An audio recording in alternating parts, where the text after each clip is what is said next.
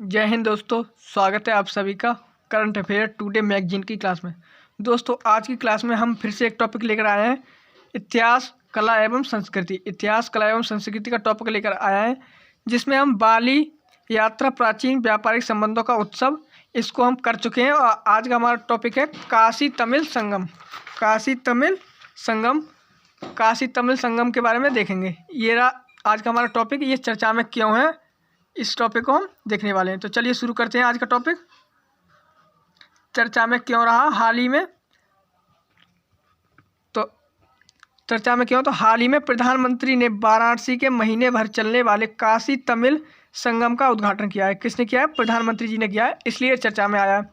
इसके प्रमुख बिंदु देख लेते हैं। इसके प्रमुख बिंदु हैं, तो इसका उद्देश्य है, इस कार्यक्रम का उद्देश्य सदियों पुराने ज्ञान के बंधन और उत्तर व दक्षिण के बीच प्राचीन सभ्यगत संबंधों को पुनः खोजना है। इसका महत्व क्या है? तो इसका महत्व यह कार्यक्रम राष्ट्रीय शिक्षा नीति 2020 के अनुरूप है, जो भारतीय संस्कृति और लोकाचार में निहित होने के साथ साथ 21वीं सदी की मानसिकता के साथ आधुनिक और समन्वित पीढ़ी को पोषित करने पर जोर देता है। ये इसका महत्व है। इसका अगला बिंदु क्या देखें? इसके अगले बिंदु हैं, काशी और तमिल के बीच संबंधों का इतिहास क्या है। काशी और तमिलनाडु के बीच संबंधों का इतिहास क्या है? यानी काशी उत्तर प्रदेश और तमिलनाडु के बीच जो संबंध है, तो उसके ऊपर देख लेते हैं। इसमें पॉइंट दे रखे हैं।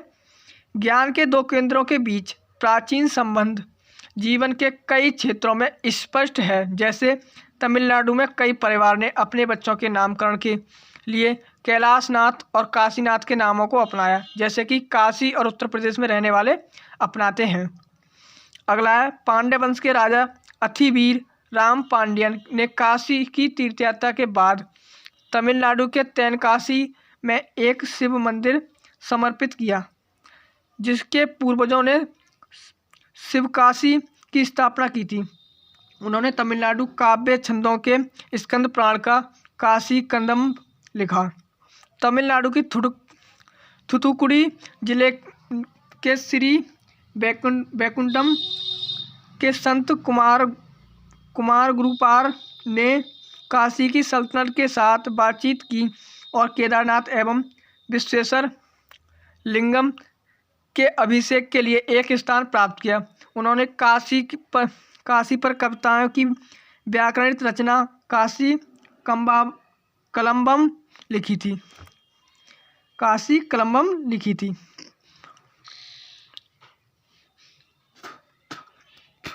अगला है संगम युग। संगम युग की बात कर लेते हैं।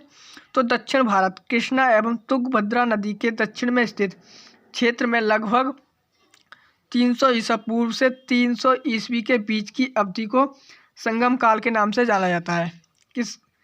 300 ईसा पूर्व और 300 ईस्वी की अवधि के बीच को संगम काल के नाम से जाना जाता है। अगला पॉइंट इसमें, संगम तमिल कवियों का एक संगम या सम्मेलन था, जो संभवतः किन्हीं प्रमुख राजाओं के संरक्षण में ही आयोजित होता था। पांड्य राजाओं द्वारा इन संगमों को शाही संरक्षण प्रदान किया गया था। ये साहित्यिक रचनाएं द्रविड़ साहित्य के शुरुआती नमूने थे। अगला है, तमिल किंवदंतियों के अनुसार प्राचीन दक्षिण भारत में 3 संगमों तमिल कवियों का समागम का आयोजन किया गया था, जिसे मुच्चंगम कहा जाता था। माना जाता है कि प्रथम संगम मदुरई में आयोजित किया गया था। इस संगम में देवता और महान संत शामिल थे। इस संगम का कोई साहित्यिक ग्रंथ उपलब्ध नहीं है। दूसरा संगम कपाडापुरम में आयोजित किया गया था। पहला संगम मदुरई में आयोजित किया गया था। इस संगम का एकमात्र तमिल व्याकरण ग्रंथ तोलकाप्पियम। इस दूसरा संगम कपाडापुरम का एकमात्र तमिल ग्रंथ कौन सा है? तोलकाप्पियम इसका एकमात्र ग्रंथ है, ये उपलब्ध है। तीसरा संगम भी मदुरई में आयोजित हुआ था। संगम के अधिकांश ग्रंथ नष्ट हो गए थे। इनमें से कुछ सामग्री समूह ग्रंथों का महाकाव्यों के रूप में उपलब्ध है। तो दूसरे संगम का एक ही जो कहाँ पर कपाडापुरम में आयोजित हुआ था, उसका एकमात्र ग्रंथ तोलकाप्पियम ही उपलब्ध है। ये पॉइंट हमें याद रखने के योग्य है। अगला प्रश्न हमारा, संगम साहित्य संगम युग का विवरण देने वाले प्रमुख स्रोत। संगम साहित्य और संगम युग का विवरण देने वाले प्रमुख स्रोत क्या हैं, उनके बारे में हम अगला पॉइंट देख लेते हैं। पॉइंट क्या है हमारा, संगम साहित्य मुख्य रूप से तमिल भाषा में लिखा गया है। संगम युग की प्रमुख रचनाओं में तोलकाप्पियम और एक्थोगाई और पट्टू और पथिनेक्किलुक्कु और इत्यादि ग्रंथ तथा शिल्पाधिकारम और मणिमेखले और जीवक चिंतामणि महाकाव्य शामिल है। ये इतने महाकाव्य इसमें शामिल हैं। इसमें तोलकाप्पियम के लेखक तोलकाप्पियम के लेखक तोलकाप्पियर है। यह व्याकरण से संबंधित एक ग्रंथ है। साथ ही यह उस समय की राजनीतिक एवं सामाजिक आर्थिक स्थितियों की जानकारी भी प्रदान करता है। अगला है हमारा एक्कोथोगाई ग्रंथ। यह अष्ट संग्रह एक संग्रह ग्रंथ है। यह तीसरे संगम के 8 ग्रंथों का संग्रह है। 8 ग्रंथ निम्नलिखित नर्रिनाई, कुरुनथोगोई, एनकुरुनुरु, पतिरुपट्टु, पारिपादल, कलिथोगई, अकनारूरु, पुरुनारूरु, इन्होंने इसको लिखा है। अगला है पट्टू 10 गीत। पट्टू 10 गीत, ये 10 गीत है, 10 कविताओं का संग्रह है। पट्टू 10 गीत यानी कि 10 कविताओं का संग्रह है। अगला है पथिनेक्किल कड़क्कू। ये 18 कविताओं वाला एक आचार मूलक ग्रंथ है तथा यह तृतीय संगम साहित्य से संबंधित है। इन 18 कविताओं में महत्वपूर्ण कविता तमिल के महान कवि और दार्शनिक तिरुवल्लुर द्वारा लिखी गई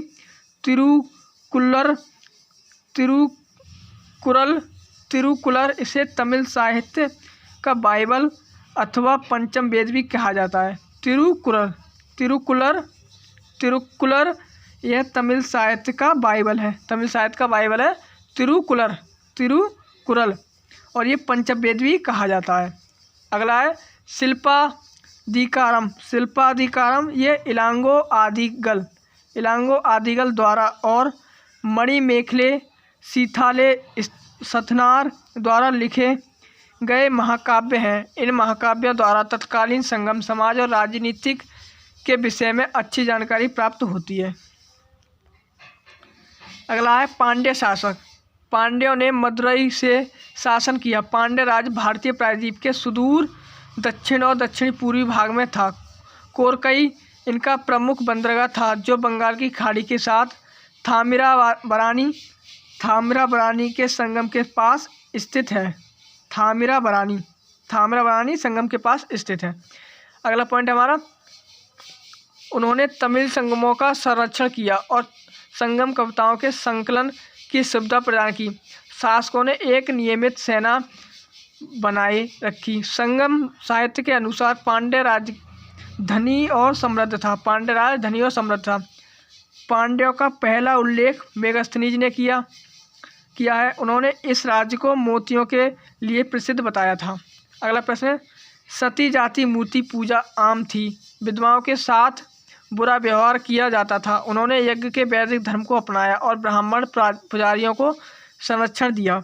अगला हमारा, कालभ्रंश नामक जनजाति के आक्रमण के साथ उनकी शक्ति में गिरावट आई। अगला हमारा, संगम राज्य व्यवस्था और प्रशासन। संगम काल के दौरान वंशानुगत राजतंत्र सरकार का रूप था।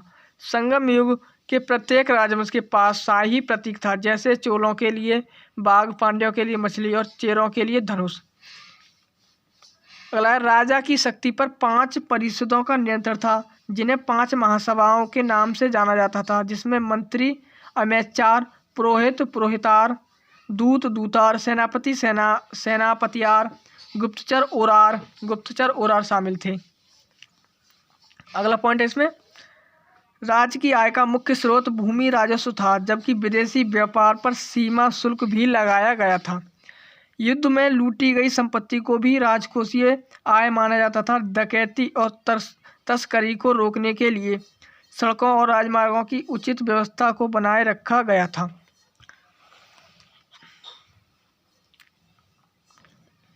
संगमकालीन समाज को देख लेते हैं। तो तोलक्का पीएम की में भूमि को 5 भागों में बांटा गया है। तोलक्का पीएम में कितने भागों में बांटा गया है? 5 भागों में भूमि को बांटा गया है। कुरुंजी, ये पहाड़ी ट्रैक था। कुरुंजी कैसा ट्रैक था? पहाड़ी ट्रैक। मुल्लई देहाती, जो मुल्लई है वो देहाती है। मरुदम ये कृषि है। और नेडल ये तटीय भूमि है। पलाई ये रेगिस्तानी है। पलाई को रेगिस्तान कहते थे। तोलक्का पीएम में 4 जातियों का भी उल्लेख है। कितनी जातियों का उल्लेख है? 4 जातियों का उल्लेख है। जैसे अरसार, शासक वर्ग, अरसार को शासक वर्ग कहते थे। और अंथनार को राजनीतिक एवं धर्म में भूमिका निभाने वाले। अंथनार राजनीतिक एवं धर्म में भूमिका निभाने वाला, उसे क्या कहते थे? अंथनार। और बानीगर ये व्यापार और वाणिज्य से संबंधित है। और बेल्लालर ये कृषक थे। प्राचीन आदिम जनजातियों जैसे थोड़ा इरूला नागा और बेदार इस काल में पाई जाती थी। अगला हमारा, संगम युग के दौरान महिलाओं को बौद्धिक गतिविधियों के संचालन की अनुमति थी। संगम युग के दौरान महिलाओं की स्थिति क्या थी? तो क्या थी स्थिति? महिलाओं को बौद्धिक गतिविधियों के संचालन की अनुमति थी। ये पॉइंट याद रखने हैं, क्योंकि इस संगम युग में महिलाओं को बौद्धिक गतिविधियों के संचालन की अनुमति थी। नचेचलियार और कक्कई पाडिनियर जैसी महिलाएं कवियों ने तमिल साहित्य के विकास में योगदान दिया है। नचचेलियार और कक्कई पाडिनियर जैसी महिलाओं ने तमिल साहित्य में विकास दिया है। महिलाओं को अपना जीवन साथी चुनने की अनुमति थी। महिलाओं को इस संगम काल में जीवन साथी चुनने की अनुमति थी, लेकिन विधवाओं का जीवन दयनीय था। कैसा जीवन? इनका जीवन दयनीय था। समाज में उच्च स्तर पर सती प्रथा के प्रचलन का उल्लेख मिलता है। संगम काल में धर्म की भूमिका। संगम काल में धर्म कैसा था या उसकी भूमिका क्या थी? तो संगम काल में प्रमुख देवता मुरुगन। कौन थे प्रमुख देवता? मुरुगन। संगम काल के प्रमुख देवता मुरुगन थे, जिन्हें तमिल भगवान के रूप में जाना जाता है। संगम काल के दौरान पूजे जाने वाले अन्य देवता मयोन, जिन्हें विष्णु, बंदन इन्हें इंद्र, कृष्ण, वरुण और कोर्राबई थे। संगम काल में हीरो स्टोन या नाडुकाल पूजा महत्वपूर्ण थी। और युद्ध में योद्धाओं द्वारा दिखाए गए शौर्य की याद में मनाया जाता है। और ये महत्वपूर्ण थी, और ये युद्ध में योद्धाओं द्वारा दिखाए गए शौर्य की याद में मनाया जाता है। संगमकालीन अर्थव्यवस्था कैसी? इस पर एक नज़र देख लेते हैं। तो कृषि मुख्य व्यवसाय था और चावल सबसे आम फसल थी। हस्तकला में बुनाई, धातु के काम और बढ़ईगिरी, जहाज निर्माण और मोतियों, पत्थरों तथा हाथी दांत का उपयोग करके आभूषण बनाना शामिल था। संगम युग की महत्वपूर्ण विशेषता इनका आंतरिक एवं बाहरी व्यापार था। सूती और रेशमी कपड़ों की कताई एवं बुनाई में उच्च विशेषज्ञता प्राप्त थी। पश्चिमी देशों में विशेष रूप से उरियर में बुने हुए सूती कपड़ों की बहुत मांग थी। पुरहार शहर विदेशी व्यापार का एक महत्वपूर्ण स्थान बन गया था। कौन सा? पुरहार शहर विदेशी व्यापार का एक महत्वपूर्ण स्थान बन गया था, क्योंकि कीमती सामान वाले बड़े जहाज इस बंदरगाह में प्रवेश करते थे। वाणिज्यिक गतिविधियों के लिए अन्य महत्वपूर्ण बंदरगाह टोंडी, मुसीरी, कोरकई, आरिकमेडू और मरकानम थे। जैसे ऑगस्टन, टाइबेरियस और नीरो जैसे रोमन सम्राटों द्वारा जारी किए गए कई सोने और चांदी के सिक्के तमिलनाडु के सभी हिस्सों में पाए गए, जो समृद्ध व्यापार का संकेत देते हैं। संगम युग के प्रमुख निर्यात में सूती कपड़े, मसाले जैसे काली मिर्च, अदरक, इलायची, दालचीनी और हल्दी के साथ साथ हाथी दांत के उत्पाद, मोती, बहुमूल्य रत्न आदि प्रमुख थे। इसका एक पॉइंट है, आखिरी पॉइंट, ये व्यापारियों द्वारा आयातित वस्तुओं में घोड़ा, सोना, चांदी और मीठी शराब आदि प्रमुख थे। ये यहाँ तक ये काशी तमिल संगम हो गया। काशी तमिल संगम के ऊपर कौन सा प्रश्न बन सकता है? तो इसका प्रश्न बन सकता है, संभावित प्रश्न, काशी तमिल संगम के बारे में संक्षिप्त विवरण देते हुए संगम युगीन ग्रंथों तथा संगम युगीन समाज एवं अर्थव्यवस्था के स्वरूप पर चर्चा कीजिए। ये इसका प्रश्न बन सकता है। और यहीं तक हो गया। मिलते हैं अगले टॉपिक में नए टॉपिक के साथ। तब तक के लिए जय हिंद।